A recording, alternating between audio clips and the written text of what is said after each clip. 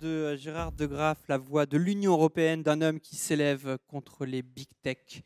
Nous aurons l'occasion de suivre évidemment ces aventures de régulation européenne, mais tout de suite on enchaîne avec notre dernier débat en compagnie non pas de 4 mais de 3 personnes, puisqu'on excuse Serge Abitboul qui a qui a le Covid, on peut le dire maintenant parce que je me suis dit après tout, je dis madame, monsieur, c'est censé être une forme de rupture d'un secret si en plus je dis qu'il a le Covid, mais en tout cas, vu son état, on lui a donc conseillé de rester chez lui. Mais nous sommes toujours en compagnie d'Asma Mala. Bonsoir, bonsoir Asma. Bonsoir. Vous êtes membre du laboratoire d'anthropologie politique de l'EHESS CNRS et vous enseignez notamment à Sciences Po et à Columbia. À vos côtés, Thierry Thuot. Bonsoir. Bonsoir. Vous êtes conseiller d'État, vous êtes aussi président de la section de l'industrie du Conseil d'État, de l'intérieur du Conseil d'État et président du groupe de travail de l'étude IA. C'est exprès avec Thierry, c'est une longue histoire parce qu'en fait Thierry, il sera là demain dans l'émission du meilleur des mondes, qui est toujours donc à 21h sur France Culture. Thierry, et vous êtes président du groupe de travail de l'étude IA dans l'action publique. Bertine Massignon, vous êtes bonsoir, vous êtes avocate Bonsoir. au Conseil d'État et à la Cour de cassation. Et donc sur cette dernière thématique, c'est une thématique en deux temps, puisqu'on va s'intéresser à la manière dont les outils technologiques peuvent être une aide, ou comment sont-ils utilisés dans la pratique du droit, et ensuite comment le droit, lui, tente d'encadrer, de réguler ces développements technologiques. On passera peut-être un peu plus de temps sur la première partie, puisque ça concerne peut-être celles et ceux qui nous regardent toujours en streaming ou qui sont dans la salle. On va peut-être tout de suite commencer avec vous, Bertine Massignon, en tant qu'avocate, tout simplement. Comment vous utilisez ces outils technologiques? Quels sont les outils que vous utilisez au quotidien? Peut-être l'occasion de briser encore une fois quelques fantasmes. On se dit peut-être que ChatGPT n'est peut-être pas le recours premier dans l'usage de votre métier. Alors, expliquez-nous. Oui, alors effectivement, l'intelligence artificielle n'est pas au point de remplacer l'avocat et d'écrire à ma place et à la place de tous mes confrères et consoeurs leurs conclusions et mémoires devant les différentes juridictions. Aujourd'hui, l'usage qu'un avocat a de l'intelligence artificielle, c'est en fait le moteur de recherche élaboré un peu comme un Google ou un Bing sur des éditeurs juridiques. Les avocats de la génération d'avant moi allaient eux-mêmes chercher l'information, dans le sens où ils lisaient les recueils Le Bon, la JDA, le plus souvent sur des supports papier. Aujourd'hui, c'est plutôt l'intelligence artificielle qui nous amène l'information en nous sortant, avec l'usage de différents mots-clés, la jurisprudence pertinente, l'article de doctrine écrit par un auteur le plus pertinent pour notre Donc un gain dossier. de temps quand même assez conséquent là. Un gain de temps conséquent, tout à fait. Et donc ça, on a bien compris. Est-ce qu'il y a d'autres outils aussi que vous utilisez au quotidien? Les principaux outils, c'est vraiment ceux-là, donc éditeur juridique, base de données de jurisprudence. Donc, ce sont des bases de données qui sont en libre accès, que ça soit Légifrance, le site Ariane Web pour le Conseil d'État. Voilà. En revanche, c'est vrai qu'il y a un vrai enjeu pour le gain de temps et pour la pertinence des résultats des recherches qui sont menées sur l'algorithme et sur l'efficacité justement des résultats d'une recherche. Et c'est assez intéressant de voir à ce sujet-là que il y a un site qui est sorti il y a maintenant 5 ou 6 ans qui propose un accès payant à des bases de données qui existent par ailleurs en libre accès, et de plus en plus d'avocats aujourd'hui payent pour des informations auxquelles ils peuvent accéder gratuitement. Donc ça interroge, et en fait, la raison pour laquelle ça fonctionne, tout tient à l'algorithme et aux résultats des recherches qui font, là encore, gagner du temps parce que des résultats plus pertinents, plus rapides. Et le nom de ce site? C'est Doctrine. D'accord, c'est Doctrine. On connaît l'origine de Doctrine, si c'est... Je ne la connais pas personnellement. Voilà, si c'est une plateforme française. C'est une plateforme française, initialement. Voilà. Initialement, qui vient d'être rachetée donc par Google. Thierry Thuot, vous aussi, vous nous dites que il faut arrêter de parler de ChatGPT, qui est aussi un nom un peu, évidemment, c'est une sorte de phénomène médiatique, et que l'intelligence artificielle, autrement que par ChatGPT, peut être, elle, une aide et puis un bon auxiliaire aussi dans la pratique de la justice, dans la justice. Oui, on a beaucoup parlait de la justice prédictive, de la manière dont on allait pouvoir remplacer au moins la préparation des jugements par l'intelligence artificielle. Nous n'en sommes évidemment pas là et je ne crois pas qu'on y arrivera. Nous nous servons, comme les avocats, comme la plupart des professionnels du droit dans les entreprises, d'abord de nos téléphones portables. Quand vous avez la contestation d'un classement d'une parcelle en AOP pour un vin, eh ben, c'est assez facile d'aller consulter la carte ou le cadastre directement en ligne et de faire travailler les moteurs de recherche qui vous sortent des données qui, auparavant, nous auraient demandé des heures et des heures de recherche. La section que je préside s'occupe beaucoup d'outre-mer. Chaque territoire a une déclinaison du droit qui s'applique. Nous travaillons avec le secrétaire général du gouvernement à un logiciel qui automatiquement fera apparaître le droit applicable en Nouvelle-Calédonie, en Polynésie, en Guyane, à La Réunion, etc. Gain extraordinairement précieux, reconnaissance de leur identité de territoire et de leur spécificité. Donc oui, nous commençons à avoir des auxiliaires, nous réfléchissons à les optimiser, nous économisons beaucoup de temps, nous anonymisons les décisions, par exemple. L'intelligence artificielle va pouvoir, non pas le faire à notre place, c'est nous qui contrôlons, mais nous aider à préparer l'anonymisation. Nous sommes en train de gagner du temps, et tout le temps qu'on gagne, c'est du temps humain pour rendre la justice. Ce n'est pas une déshumanisation qu'apporte l'intelligence artificielle, c'est une réhumanisation. C'est très différent. C'est ça, parce qu'on dit beaucoup, d'ailleurs c'est une promesse du numérique, offrir un gain de temps, mais qu'est-ce qu'on en fait de ce temps gagné, justement? Et là, vous nous dites, on l'investit dans une forme d'humanisation, c'est pas un gain de temps par une forme de productivisme. Exactement comme la photocopieuse a épargné la copie, l'intelligence artificielle fait gagner du temps dans le tri. Effectivement, le débat social, et le rapport que le Conseil d'État a adopté l'an dernier le disait, doit porter sur la manière dont le temps que nous avons économisé, nous et dans d'autres fonctions, doit être utilisé. Est-ce que c'est pour respécialiser les gens, les reformer? Et il faut que ce débat-là se tienne. Ça n'est pas une fatalité, l'intelligence artificielle, c'est une opportunité de changer la donne sociale. Et avant d'être un problème technique et éthique, c'est, sinon avant, en tout cas en même temps, un problème de mode de répartition de la prise de décision, le choix des outils, l'affectation du temps disponible. Est-ce que c'est aussi à ce moment-là une problématique géopolitique, justement, tous ces outils? La question brutale. Oui, à condition de deux choses. De mettre en perspective en fait la justice algorithmique et en effet pas prédictive. Il faudrait peut-être d'ailleurs revenir sur la différence sémantique entre les deux terminologies. Eh bien, allez-y. Rapidement, une justice prédictive supposerait qu'on saurait donc prédire les décisions, donc les crimes. Donc il y a quelque chose de l'ordre de l'enfermement, d'une forme de complexité ou même de l'imprévisible du réel. Là où, ce qui est peut-être beaucoup plus juste dans les logiciels de police prédictive. Sur la justice, ça s'applique moins, puisque par définition, il faut bien statuer sur un cas réel, a priori. Il y avait un exemple d'ailleurs justement aux États-Unis célèbre, un algorithme qui permettait de savoir la probabilité de récidive des différents anciens coupables qui sont sortis. Donc là, effectivement, on avait toutes les problématiques qu'on connaît bien de biais, etc. Absolument. En revanche, la justice algorithmique, c'est là où en fait, on va, disons, pratiquer le droit. Et je parle vraiment sous le contrôle des praticiens, mais pratiquer le droit, mais avec justement des aides à la décision. Et c'est peut-être là aussi toute l'importance sémantique. Il faut bien que ça reste une aide à la décision et pas la décision elle-même. Je ne balayerai pas aussi facilement, aussi rapidement que ça ChatGPT, j'y reviendrai peut-être.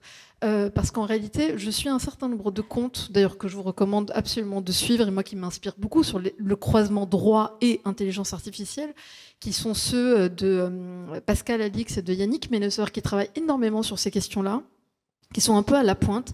Et quand moi je les suis, quand je les lis, en fait, on voit que ce sont des pratiques qui se sont installées à une vitesse absolument aussi phénoménale dans la pratique que ChatGPT lui-même. La scalabilité, la rapidité d'usage, l'expérience que ça suppose. Et on a un précédent. Le juge colombien, qui a, à un moment donné, rendu une décision avec ChatGPT. Alors, il y avait bien sa décision finale à lui, mais il a intégré dans sa décision des bouts, des bribes de l'échange qu'il a eu avec la machine. Oui, mais sous contrôle, si c'est avec. C'est de la même manière que Raphaël Daum a écrit un livre avec ChatGPT ou que dans un usage d'enseignement, on va utiliser ChatGPT pour le questionner, etc. Oui, mais ça suppose quelques questions quand même. La question est la suivante. Et en fait, elle est vraie pour à peu près tous les métiers d'expertise. Si tout d'un coup, la compétence socle, la compétence infrastructure, j'ai envie de dire, alors c'est le prompt engineering. Alors à ce moment-là, demain, tout le monde est avocat, tout le monde est ingénieur, tout le monde est codeur, parce que ChatGPT ou n'importe quelle IA générative va vous sortir le truc qui va bien. Alors sans garde-fou, sans compréhension, sans même peut-être limitation réglementaire, à un moment donné, où est-ce qu'on s'arrête dans la pratique de ces outils-là, eh bien, ça peut aller assez loin. Et sur la question géopolitique, je réponds et je termine. Elle est à prendre dans une vision peut-être un peu plus systémique et plus large. Si on met bout à bout justice algorithmique et police prédictive, ce qui est le sens en fait de nos états de droit et de nos démocraties, hélas, eh bien, on s'aperçoit que potentiellement, on peut, de façon subreptice, avoir ce glissement vers quelque chose qui n'est plus tout à fait l'esprit de notre loi ou de notre état de droit. Et j'en veux pour preuve un exemple qui est sorti il y a quelques jours de ça, la CIA. Tout le monde voit ce que c'est que la CIA. Oui, c'est une cantine, non ? La cantine internationale. Donc la CIA vient de sortir officiellement, vient d'annoncer le lancement de sa propre IA générative pour consolider l'ensemble des données. Et 2 arguments, en fait, sont sortis du lot. Le premier, c'est que en démarxisant complètement le propos, c'est le sens de l'histoire, pour une raison très simple. C'est qu'en fait, on est dans une espèce de boucle de rétroaction par la fabrication gigantesque de données qui sont aujourd'hui disponibles. Et je dis bien la fabrication de données. Aujourd'hui, la cognition humaine n'a plus la capacité à utiliser toutes les données disponibles. Elles deviennent pratiquement inutilisables. Premier argument. Et donc, on a besoin de machines qui traitent de façon rapide quelque chose qui ne sont plus d'ailleurs du tout, moi je n'appelle plus du tout ça des technologies numériques, ce sont des technologies de l'hypervitesse. Ça, c'est le premier point. Et le deuxième point géopolitique, et j'en termine là, le deuxième argument de la CIA, c'est de dire, si on n'y va pas, eh bien, on creuse l'écart avec la Chine qui, elle, de toute façon, n'a aucun état d'âme avec ces questions-là. Donc, on a une espèce de course à l'échalote avec la Chine qui est le rival ultime et qui, disons, dépriorise un tout petit peu les questions éthiques, de liberté, etc. Et le ministère des Armées, beaucoup plus récemment encore, c'est-à-dire il y a, pareil, 24 heures, 48 heures, a aussi officiellement déclaré qu'il utilisait maintenant Llama et non pas ChatGPT, qui est celle de Meta en open source, pour, pareil, traiter des données, consolider, interpréter, etc. Bon, oui, alors, je crois que Bertie Massinon voulait réagir. Alors, je pense que c'était au propos précédent, avant d'arriver sur la cantine internationale de la CIA. Sur les limites de ChatGPT et la connaissance, dans ces cas-là, effectivement, n'importe qui peut exercer n'importe quel métier, puisqu'il suffit de demander à ChatGPT la réponse. Et c'est là-dessus que je voulais réagir, c'est que la solution juridique, quelle qu'elle soit, qu'un juge va adopter, elle ne veut pas en elle-même, elle vaut seulement parce que c'est le résultat d'un raisonnement juridique, d'une démonstration. C'est la même chose qu'en mathématiques. Vous avez un résultat donné, mais en fait, s'il n'y a pas la démonstration derrière, ça vaut rien du tout. Et c'est pour ça que ChatGPT ou l'intelligence artificielle au sens large est un outil pour le juriste, mais ne va pas remplacer le juriste. Il y a le juriste et puis il y a tous nous autres. Et c'est ça où il y a absolument une sensibilisation, une littératie technologique à avoir en tête, ça c'est clair. Justement, c'est-à-dire qu'il y a tous les biais, il y a la fiabilité des résultats de ChatGPT. Les sources. Absolument, les sources. L'argumentaire juridique, la théâtralisation aussi du fait de rendre justice dans une cour, etc., qui ne sera absolument pas du tout remplaçable. Mais cela dit, la vulgate, n'importe qui, le kidam dans la rue, pourrait croire que juste en faisant un bon prompt sur ChatGPT ou autre d'ailleurs, il pourrait tout d'un coup avoir la bonne décision, le bon niveau de finesse, de compréhension d'un cas donné ou peu importe. Donc c'est bien le risque et la limite, et peut-être que c'est une limite à instituer.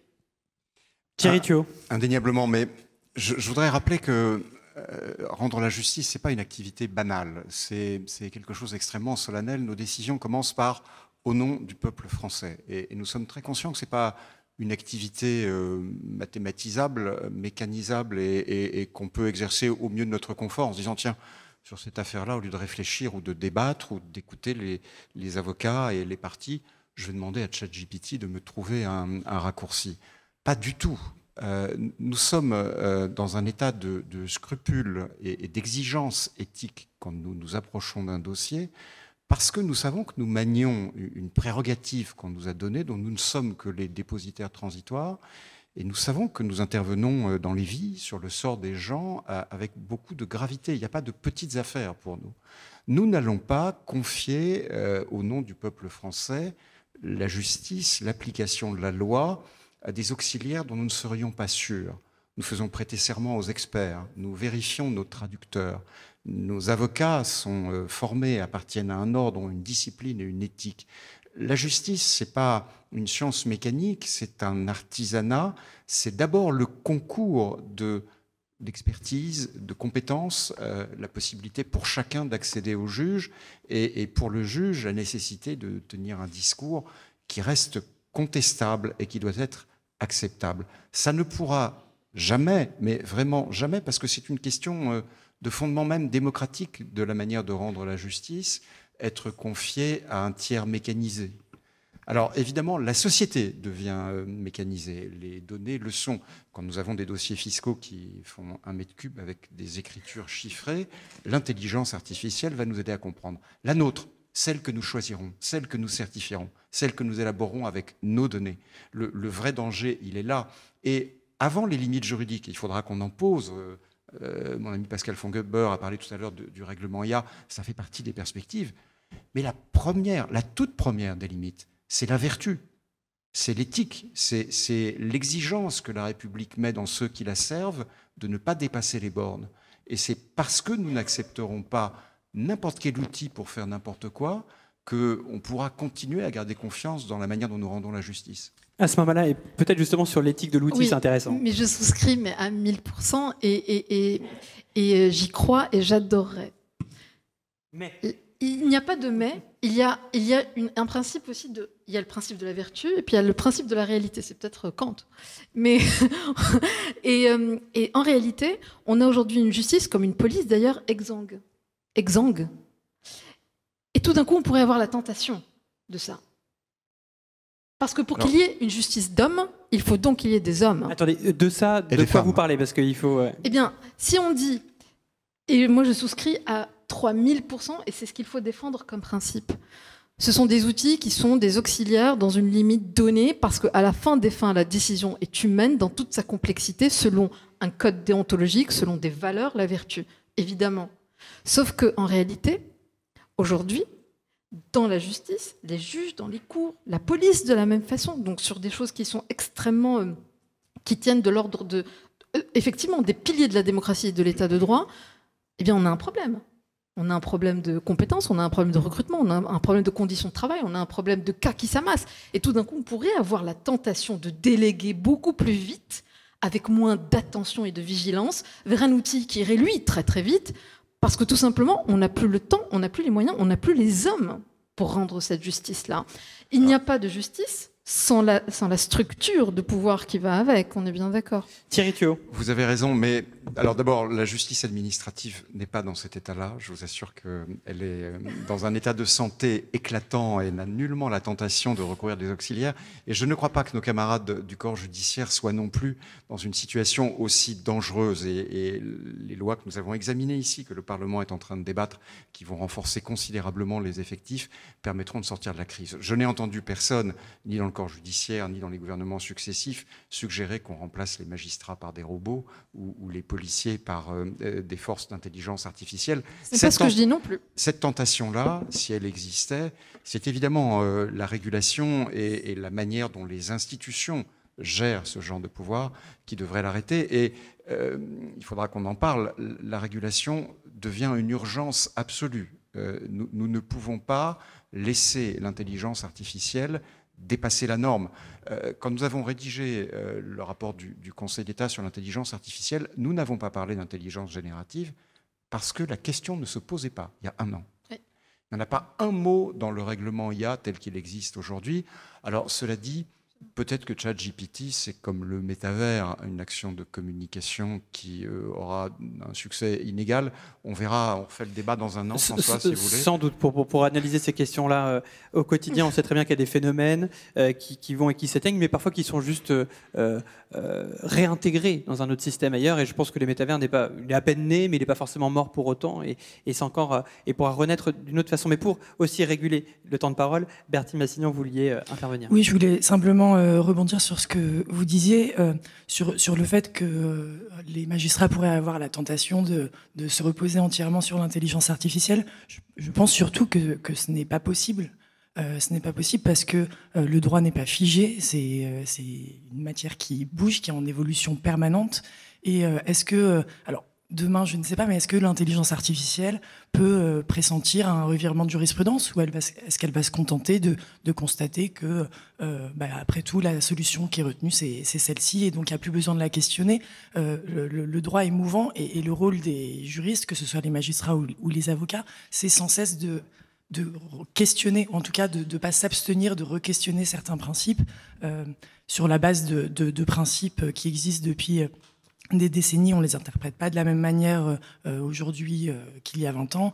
Et du coup, c'est pour ça que je pense que fondamentalement, ce ne serait pas possible de tout sous-traiter ou de tout laisser à une intelligence artificielle. Et je trouve que le domaine dans lequel c'est le plus parlant, c'est peut-être la matière pénale sur l'individualisation de la peine, l'intime conviction du juge qui va trancher, qui va statuer sur la culpabilité d'un prévenu. Est-ce qu'une intelligence artificielle peut mesurer l'intime conviction? Est-ce qu'une intelligence artificielle peut apprécier la peine la plus juste? On parle de relax au bénéfice du doute. Est-ce que si une intelligence artificielle nous dit bon, là, il y a quand même 95% de chances que ça soit lui, est-ce que les 5%... Une parenthèse, l'intelligence artificielle ne doute jamais.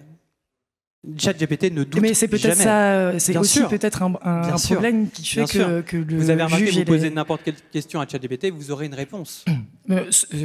En tout cas, pour les tests que j'ai faits, ce que j'ai essayé de mettre au défi ChatGPT ces derniers temps, et il y a une grosse marge d'amélioration sur des questions juridiques assez techniques. Avant de redonner la parole à Asma Mala et à Thierry Thuot, évidemment, juste sur les limites peut-être aussi des outils prédictifs, parce que vous m'aviez expliqué qu'on pourrait aussi imaginer la part de chance de gagner une affaire en fonction d'affaires similaires qui auraient été analysées. Il y a des outils, j'imagine, qui sont là pour ça, mais qui peuvent aussi avoir leurs limites. Parce que si on s'en en réfère qu'à la machine, peut-être qu'on ne les tente pas les affaires sous prétexte qu'on va nous donner un indicateur. Oui, bien sûr. Sur cet aspect-là, pour l'instant, je vois plutôt les atouts que ça a dans le conseil du justiciable, de prévisibilité, des chances, de l'évaluation des chances de succès. Pour l'instant, je vois plutôt le verre à moitié plein sur cet aspect-là. Très bien. Asma Mala ? Oui, pardon, mais j'insiste sur mon point. Désolée d'être un peu tête de mule. Je crois qu'on ne problématise pas la question de la même façon, mais c'est normal. Vous êtes des experts du droit. Moi, je viens de la science politique. Donc, automatiquement, on ne va pas regarder les choses sous le même angle. Et surtout, moi, je le projette. Je le projette dans ce qu'il peut être dans 5-10 ans. ChatGPT ou n'importe quel IA génératif dans 10 ans ne sera pas du tout dans les niveaux de performance d'aujourd'hui. Pardon. Et sur les complexités, à mon avis, elle va atteindre des niveaux de compréhension de complexité qui risquent d'être assez bluffants. 2, 3, le gros problème qu'on va avoir, c'est que ce sont des IA génératives aujourd'hui américaines. Et là où vous pointez un point fondamental, c'est qu'elles sont construites et elles sont pratiquement nativement compatibles avec la common law, qui est précisément basée sur rendre la justice sur la base des jurisprudences passées, qui n'est pas du tout l'esprit de la culture juridique française, en effet, et vous le pointiez très justement. Le problème étant que si on dit code is law, et peut-être alors à ce moment-là, law is code. Et donc, est-ce que tout d'un coup, on n'aurait pas aussi la tentation de réduire la complexité culturelle française pour la codifier selon des critères de pondération, mathématiques, statistiques, qui feraient que tout d'un coup, on aurait des IA encapsulable dans du code pour une raison très simple, qui n'est plus du tout celle du droit, mais qui est celle de ne pas perdre la course en fait technologique. Et donc en fait tout ça est imbriqué dans la fameuse dimension géopolitique, éviter le déclassement de la France, éviter le déclassement de l'Europe, et donc en ce sens être obligé d'homogénéiser un minimum quelque chose qui était de l'ordre de la singularité, pour ne pas être complètement, disons, périphérisé par principe. Même si on peut imaginer à ce moment-là qu'en faisant un peu de prospective, et d'ailleurs on se trompe tout le temps quand on essaye d'en faire, mais on peut y avoir aussi une intelligence artificielle demain qui va justement être beaucoup plus fidèle à l'esprit du droit français et européen. C'est-à-dire qu'on va... Exactement. Bon. Alors, il y a une idée. Alors, c'est celle de justement Yannick Ménessor que j'évoquais tout à l'heure, qui expliquait qui vraiment mérite une réflexion très sérieuse là-dessus, qui disait que sur des bases en fait d'open source type Llama ou peu importe ce qui existe sur le marché, donc américaines aujourd'hui, puisqu'on attend toujours Mistral et autres, mais donc sur une base américaine, les mettre en open source, et donc derrière, disons, les acculturer, les affiner, leur donner une couleur culturelle qui pourrait être une forme de compromis, disons. Thierry Tuot. Je crois que la question n'est pas tellement celle de la performance, parce que je suis d'accord avec vous deux, il me paraît impossible de reproduire la somme d'intelligence de l'Assemblée et du Conseil d'État avec quelque machine que ce soit, aujourd'hui ou demain. Il est certain, en revanche, que n'importe quelle situation d'une hyper-complexité sera résolue demain, alors que ça paraît impossible aujourd'hui. Nous avons dans nos poches nos téléphones portables, c'est 10 fois la capacité informatique du programme Saturne V, et personne ne l'avait prévu à cette époque-là. Donc oui, bien sûr, le progrès va continuer. La question n'est pas là. Il ne faut pas que la justice soit rendue autrement que par les hommes.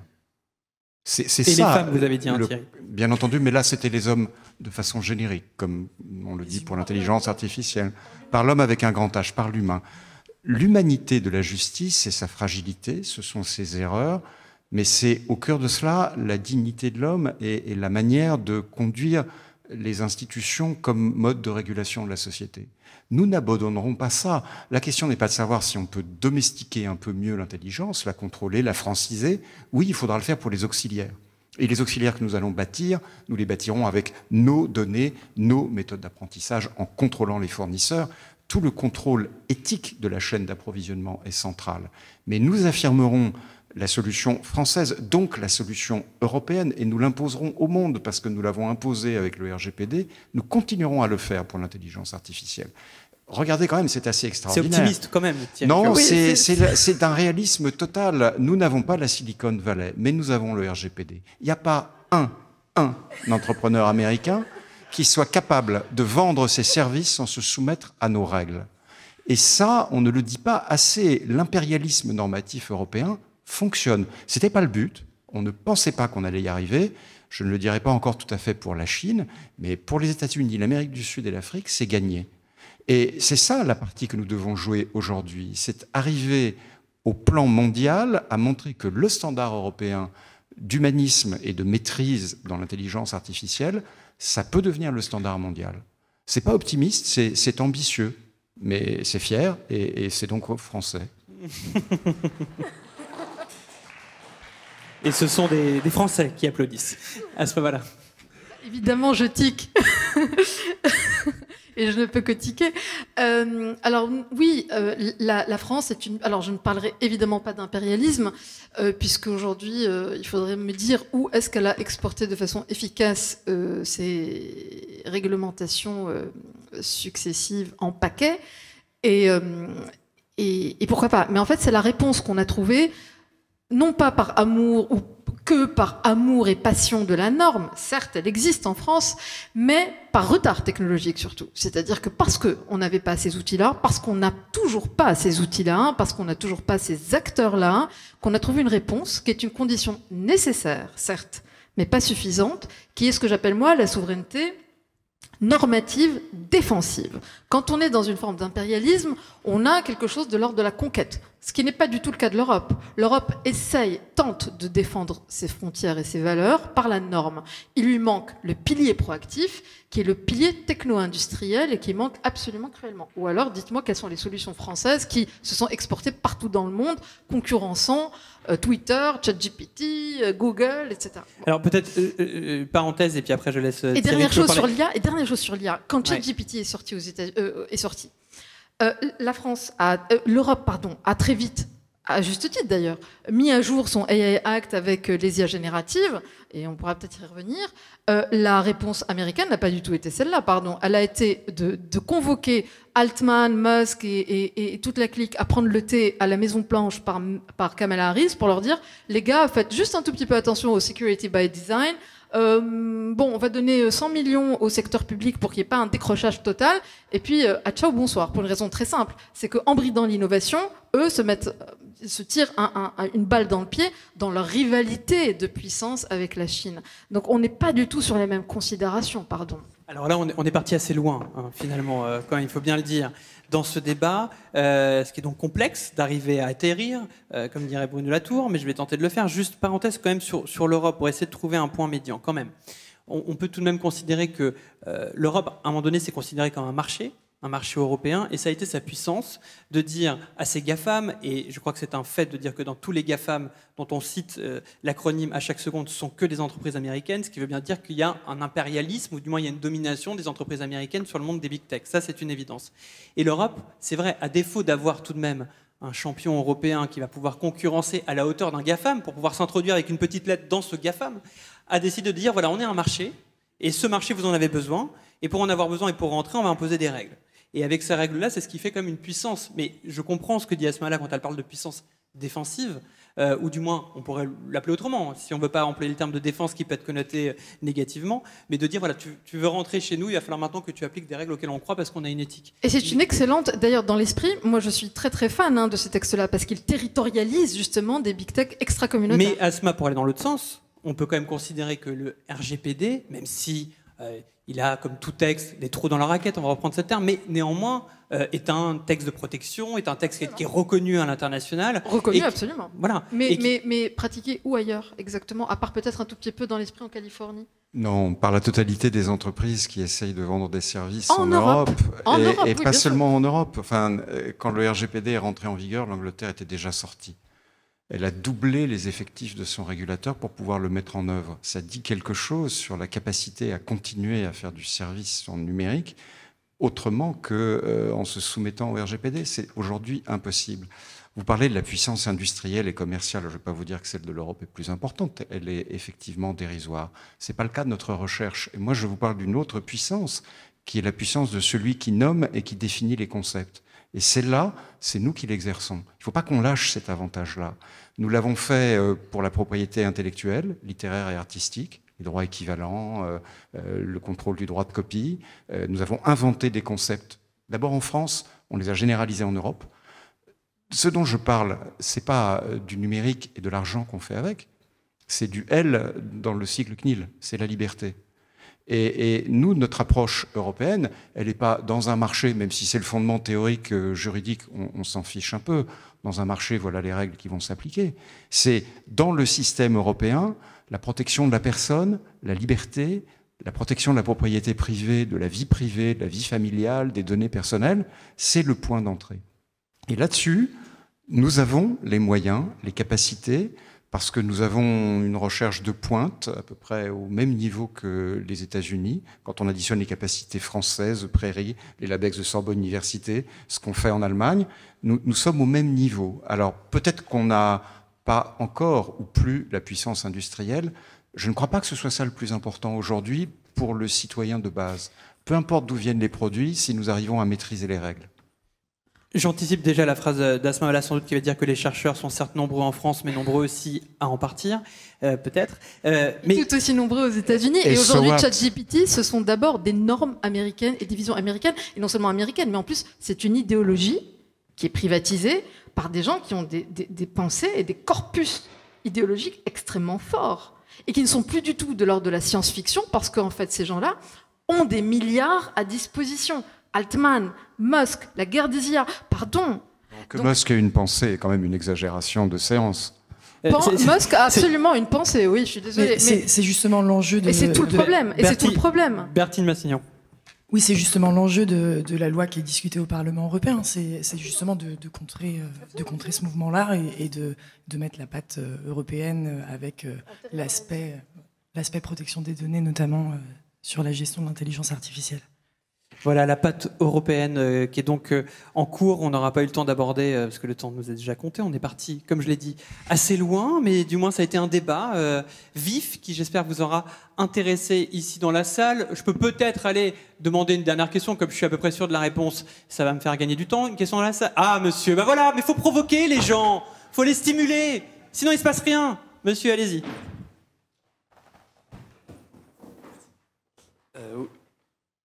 Je ne sais pas si ça... Oui, ça marche. Est-ce qu'il n'y aurait pas de toute façon aussi une limite à l'utilisation des intelligences artificielles pour les professionnels à cause des problèmes de confidentialité parce que je pense qu'il peut potentiellement y avoir des problèmes à ce qu'un professionnel puisse dévoiler des informations sans le faire exprès et toutes ces informations vont se retrouver sur des serveurs américains ou enfin peu importe. Mais typiquement, pour un avocat, je pense qu'il pourrait, comme j'ai dit, sans en avoir l'intention, dévoiler des informations de son client, ou un fonctionnaire du ministère des Armées pourrait dévoiler des informations confidentielles. Merci pour votre question. Réponse, Bertie? C'est justement la raison pour laquelle l'anonymisation de la jurisprudence des décisions de justice est primordiale. C'est justement pour éviter ce genre d'utilisation qui n'est pas prévu. Et là-dessus, en tout cas, l'expérience qu'on a aujourd'hui démontre que ça marche bien. Si vous voulez consulter une décision de justice aujourd'hui, ça sera Monsieur X et Monsieur A, et l'adresse sera caviardée, et vous ne pourrez pas faire le lien avec la vraie personne. Ça, c'est limite avec les sociétés, mais on n'est pas là. C'est pas les mêmes enjeux. Derrière vous, Madame X ou Madame Y, je ne sais pas, qui avait levé la main. Oui.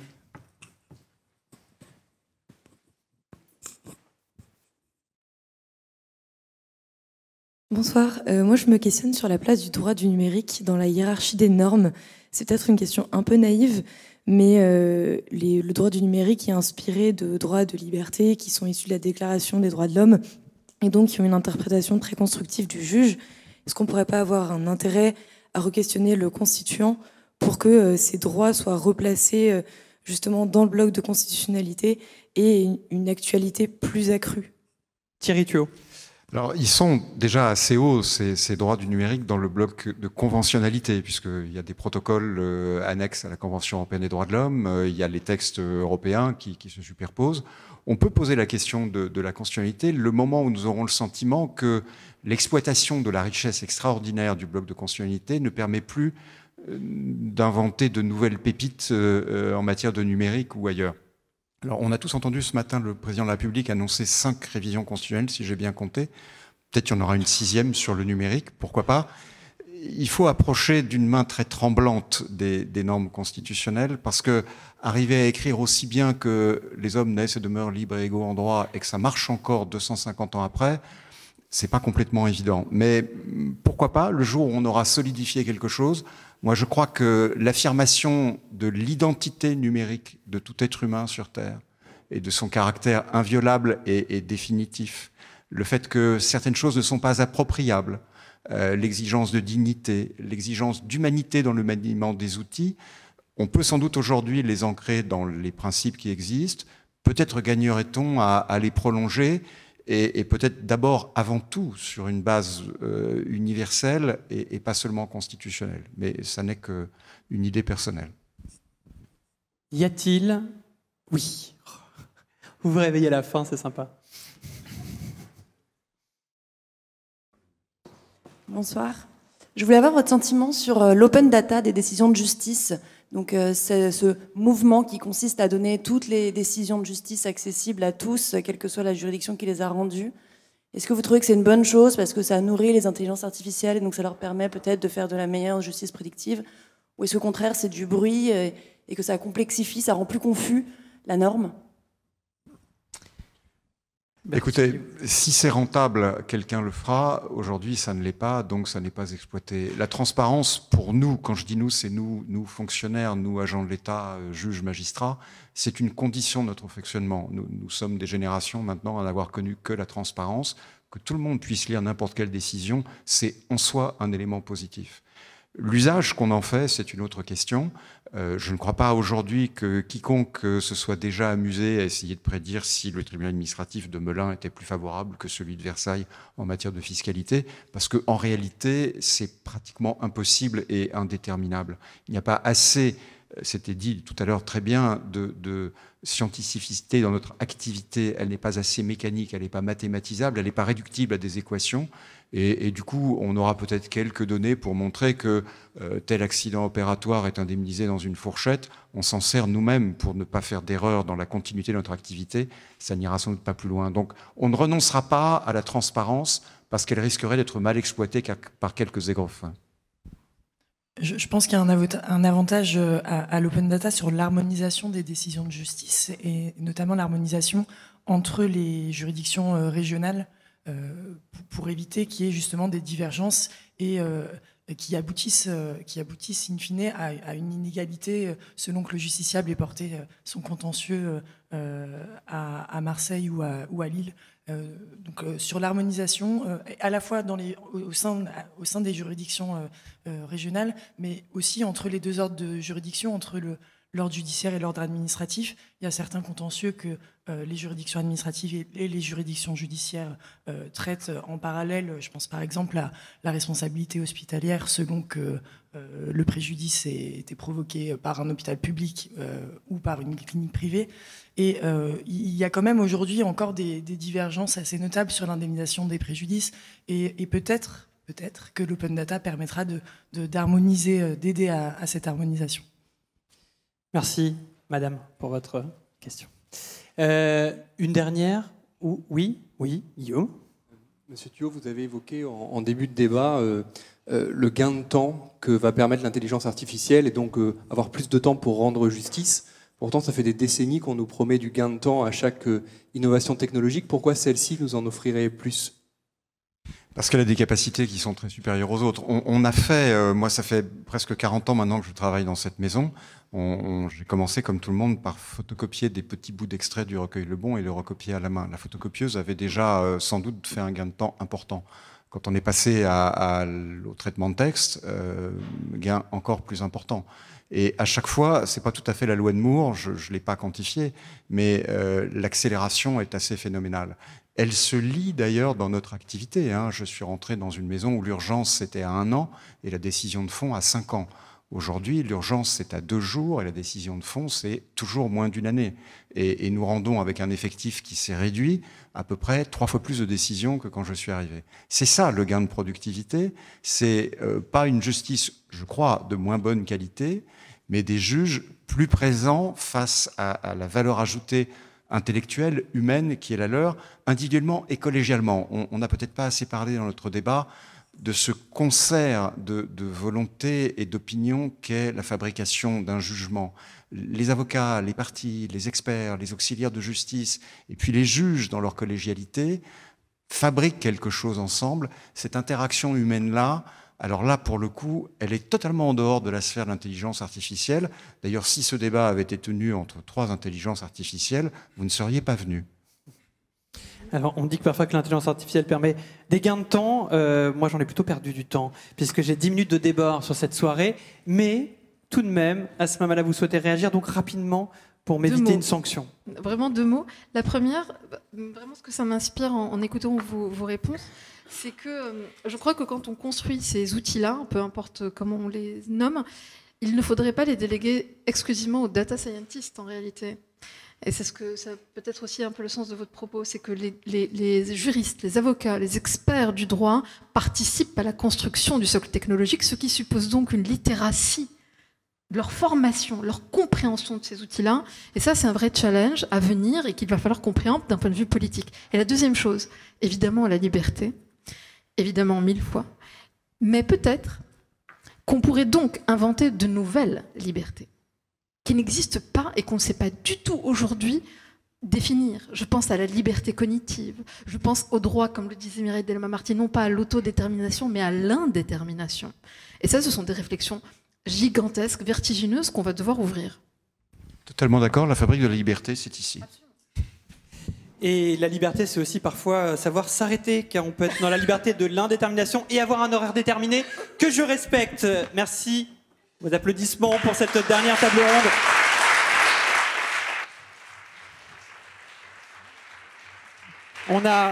On a parlé justement de la nuit numérique, d'une nuit qu'il était bon d'éclairer, un brouillard même. J'espère que cette soirée aura participé par le droit, puisque c'est son intitulé, à vous éclairer un petit peu dans tous ces angles morts et toutes ces problématiques numériques qui ont constitué ces 2 heures d'échange. Pour conclure justement cette soirée, j'appelle Martine de Boisdeffre, qui est la présidente de la section du rapport et des études, qu'on peut applaudir également.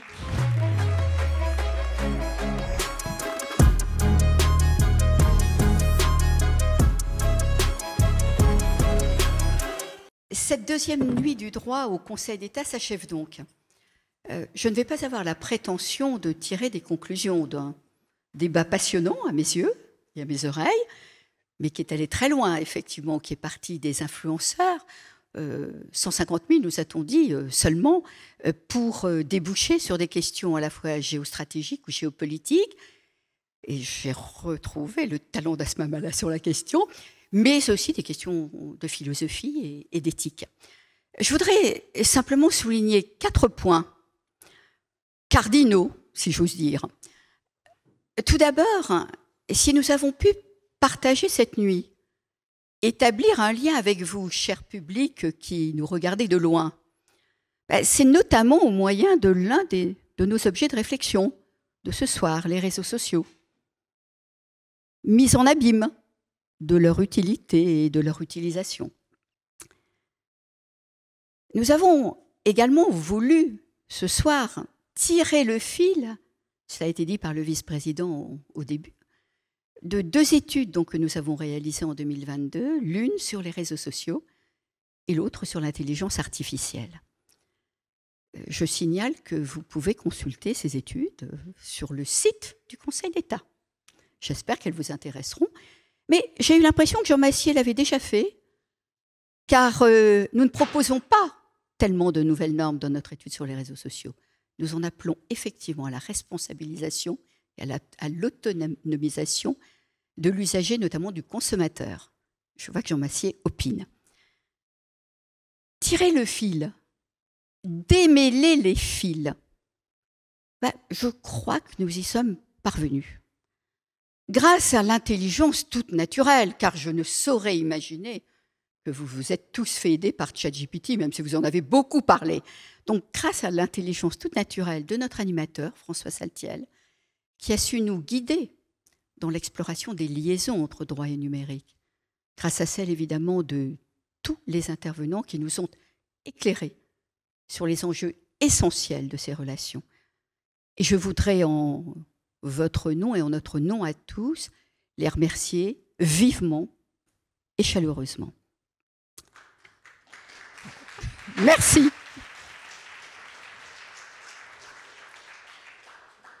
Car cette question ne se pose pas qu'en France. Elle se pose aussi en Europe, ailleurs, comme nous l'a dit Gérard de Graff. Car elle ne se pose pas qu'aux juges, aux juristes ou aux professionnels du droit. Elle se pose à tous, comme l'a fort bien dit M. Berger, en évoquant d'ailleurs la grève à Hollywood des scénaristes puis des acteurs contre l'intelligence artificielle, si j'ose dire. Au-delà, elle se pose, je crois, à chacun de nous.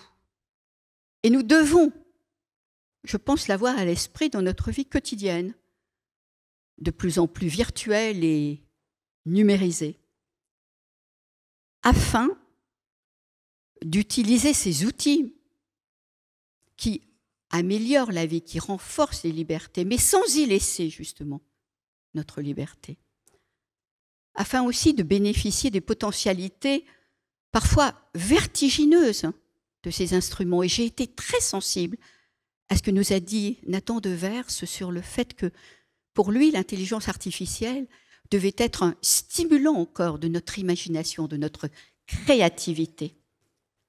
D'accord. Utilisons, essayons d'utiliser, de bénéficier de ces potentialités extraordinaires, mais sans jamais oublier d'exercer notre esprit critique, notre responsabilité, nos droits et nos devoirs.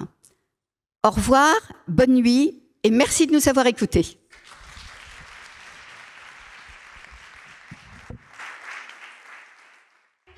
Merci à tous. Rendez-vous bien sûr à la prochaine édition car on a démêlé les fils presque jusqu'au fil de la nuit, mais on garde le fil sur nos réseaux sociaux du Conseil d'État. Voilà, me voilà conseiller d'État comme Thierry. Tiens, on y va.